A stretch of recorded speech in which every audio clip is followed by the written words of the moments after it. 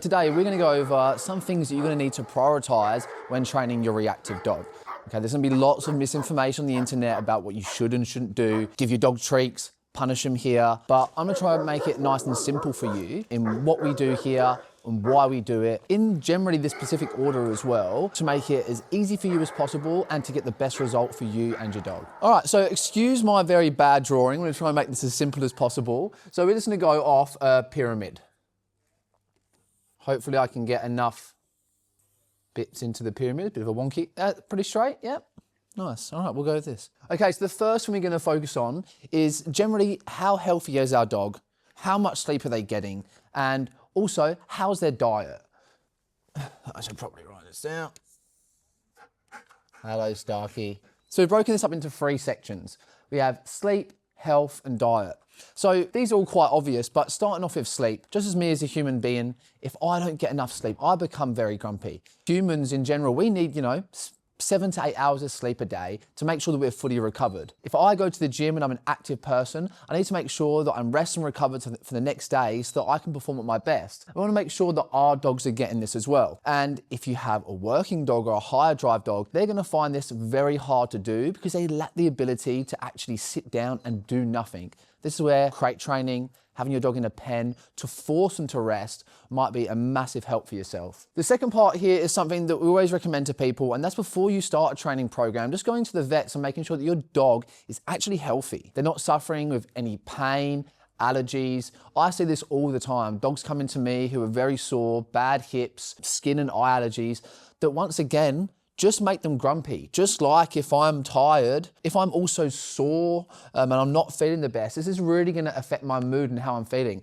And this is gonna be the exact same in our dogs. And we're just gonna tie this all in together with our diet. If I'm eating Macca's every day, I'm getting 4 hours of sleep and I've got a bad back, how do you reckon I'm gonna be as a person? I'm probably gonna be a bit of a dickhead. I'm not gonna be very nice, I'm gonna be grumpy, I'm gonna be short, and I'm not gonna be very nice to interact with. So translate this over to your dog, have a look at them and think, how is my dog? Is my dog getting enough sleep? Are they getting the right amount of rest per day? Are they restless at night? Are they walking around everywhere? Then we might want to force them to rest through crate or pen training. How's your dog's health? Even if your dog's not old, just make sure you take them down to the vet before you start a training program to make sure that they're not in pain. With certain breeds, we might want to have a look at their hips. My German Shepherd Floyd is very renowned for this. He's not even very old, but his hips are already starting to deteriorate a little bit, just down to his breeding. And lastly, diet. Like I said just then, hello Starkey.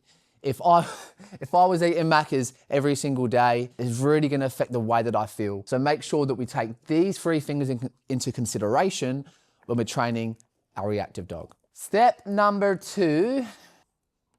Okay, so we've broken it up into 2 sections here. We're gonna talk about exercise first. So you'll hear me say this all the time, and that's because every single one of my clients that come to me, we pretty much all have the same thing when it comes to exercising our dog. It's become like a societal norm that what we do is we grab our leash, we put it on our dog, and we just go for a walk around the block. We go say hello to Susan and Janet when we're walking our dogs, and we have a little bit of an interaction. We might go out for 20 minutes, then we just head home. But is this really enough for your dog? Do you feel like your dog actually enjoys what they're doing on a day-to-day basis? Let's think about what a dog truly desires to do. They want to run, they want to hunt, chase, they want to bite things. And if we have, let's just use an example of our German Shepherds, our Malinois, our Rottweilers, if we restrain even just these kinds of dogs, or let's be honest, any dog to a 6-foot leash, then they're going to be quite underfulfilled and we're probably not meeting their daily exercise needs. So with this, obviously we want to try and meet their needs, but I know what you're going to say. Adam,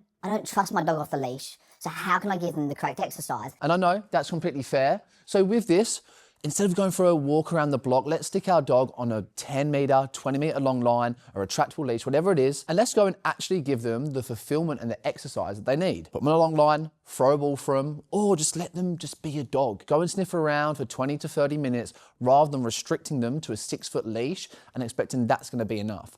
Because the lack of exercise and what we're going to talk about next being play is probably where a lot of your behaviour issues are stemming from. Next, we're going to talk about play. And I know what you're going to say, Adam, I already play with my dog. but I'm not talking about just throwing a ball for them or roughhousing with them. I'm talking about real structured play. So if you cannot play already, we have many tutorials on this. So I'm not going to go into too much detail. But what I am going to say is that if you have a reactive dog, when they see another dog, a person, a trigger, what do?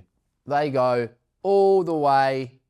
That's cool, that's yellow, I didn't expect that. They go all the way up here, okay, at a very high level of arousal. It's very hard to communicate with our dogs at this level of arousal. How can we try to replicate that away from triggers? We can try to get our dog absolutely obsessed with a game, and we do this the majority of the time through playing a game of tug.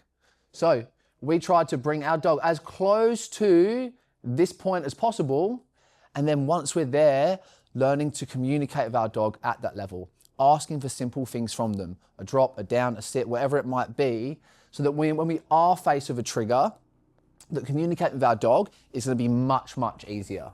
Additionally, it's not only to be able to just communicate with our dogs at a high level of arousal, but it's just to fulfill them and make them feel good. If I just sit at home all day and don't do what I truly want to do, and for me that's going to the gym and training, I don't feel right inside. I have that unscratchable itch that I just can't get rid of.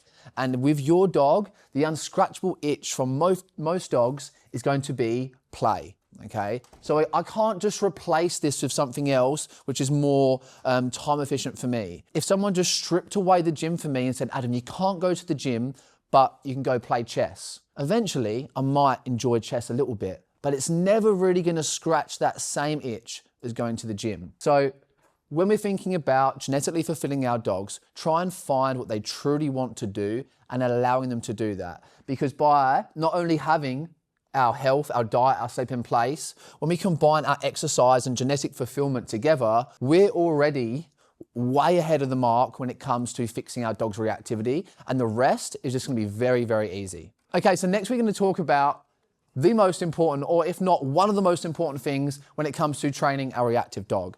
And that is simply clear communication. We need to be able to tell our dog when they've done the right thing, and we also need to be able to tell our dog when they've done the wrong thing.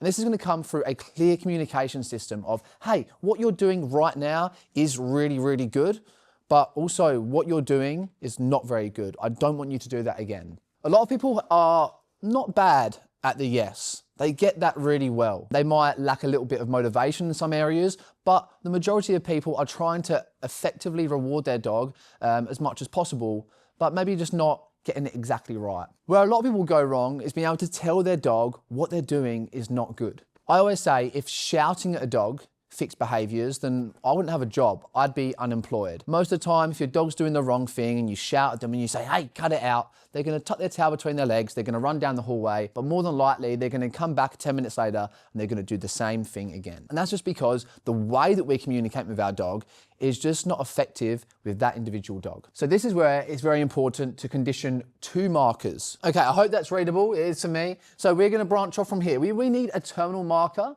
a terminal reward marker, to be able to say to our dog, hey, this is really good. Stop what you're doing, come here and get a reward. And also, once you've had this reward, you can go back to doing whatever you want to do. Most people lack this. They try to communicate their dog in a way that they think makes sense by throwing treats on the floor or aimlessly saying words that don't make sense to our dogs because obviously they don't speak English. So we need to condition this in a very low stakes environment, away from triggers. This could be your living room, your back garden, wherever it is, wherever your dog's nice and calm and engaged with you, this is where we are initially going to teach our terminal marker. Once again, this is more of a demonstration about what we should be doing and not a demonstration of how to do it. So if you don't know how to do these things, download the Behaviour Bible and we can teach you in there. So we've got our terminal marker. We have a way to say to our dog, what you're doing is really good. Come here and get a reward. But on the flip side of that, and this could be quite controversial, but probably more important than that, we need a way to tell our dog that what you're doing is shit. Don't do that. Once again, this needs to be taught in a very, very low stakes environment. We don't want to, like a lot of people do, we don't want to expose our dog to a trigger and then just give them an unpleasant sensation. This could have a lot of fallout. Okay, so we want to take our dogs into a low stakes environment and teach them away from triggers that certain behavior is not acceptable. So when we do get out into the real world, they're going to have a much better success rate when they see their trigger. And just remember, without these two things, you have no right to be exposing your dog to their trigger. Without clear communication and being able to tell your dog what they're doing right and what they're doing wrong, you're going to fail very, very fast. And you're also probably going to backtrack when it comes down to your dog's reactivity. Okay, so far we've gone over sleep. We've gone over health. We've gone over your diet, not your diet, the diet of your dog. We've gone over exercise, talking about how the way that you exercise your dog at the moment probably isn't the best way to do it. That's probably because you are taking your dog on a leash walk. How to properly play with our dog, making sure that this isn't just throwing a chuck it stick for your dog down at the park or maybe some rough housing out the back. This is proper structured play. And then we've talked about our yes and our no. So clear communication, but building that in a low stakes environment away from the trigger. So with this alone, ignoring the last thing that we're going to talk about, this is enough to change your dog's life. This can fix your reactive dog if you do this properly. This is what we do here every single day. We make sure the dog is healthy. We make sure that we teach them how to play, that they've got the right exercise, and then we teach them clear communication. Hey, that's really good. Hey, that's not too good. And this alone is absolutely life-changing with some people. So what we're going to add at the top is really just think of it like the icing on the cake. I'll be honest with you, it's not important to me whatsoever. It's nice to have what I'm about to put up, but I could go my whole life without it. And that is obedience. We'll put OB. A common saying that you'll see here is obedience strengthens obedience. Obedience has no place in a behavior modification program. If I teach, this is going to be a really good drawing, by the way. Oh yeah.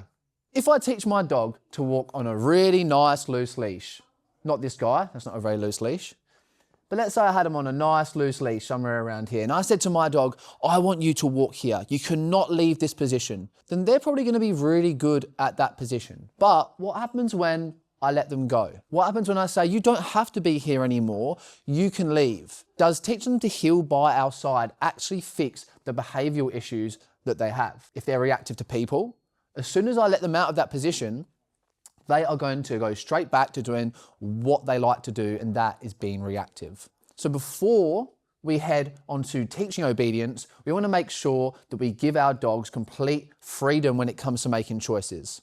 So that this is just icing on the cake. I love a sit, I love a down, I love a heel, I love all the fancy things when it comes to dog training.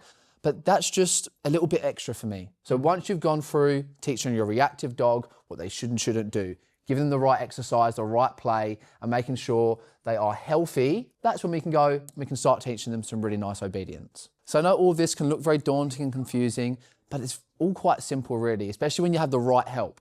So we actually run boot camps. I'm not actually from here in Yorkshire, I'm from Perth, Western Australia, but here's a little secret for you. I'm gonna expose it. We're opening the Perth Canine Academy. So if you're in Perth and you want your reactive dog fixed once and for all, click the link below and you can join our 5-day boot camp to finally fix your dog's issues once and for all.